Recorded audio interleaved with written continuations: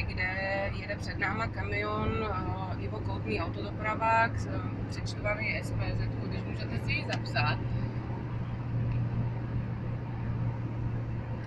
Nejedeme jakoby od Prahy na Kutnou Horu. Tady je...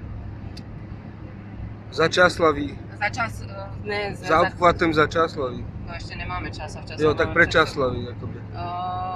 Ježiš, nevím, co tady je. No prostě každopádně kamion, asi já nevím, jestli spí, nebo je opilej, nebo něco je.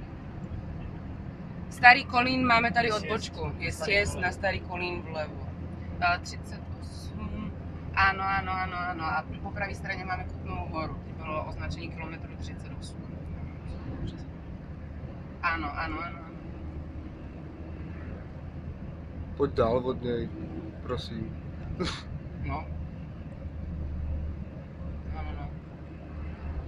Ano, a jezdí ze strany na stranu už teďkom 4 kamiony ho vytroubili, skoro sundal 3 auta, prostě jezdí teďkom no, právě už spadnul, je v příkopu. Konec, už je havárie. Ne, jede dál vůbec. Nevím, co si stojíme. Takže havárie, ano, už stojíme. On pokračuje, přísahám pokračuje. Teď je, tady je pneubazar.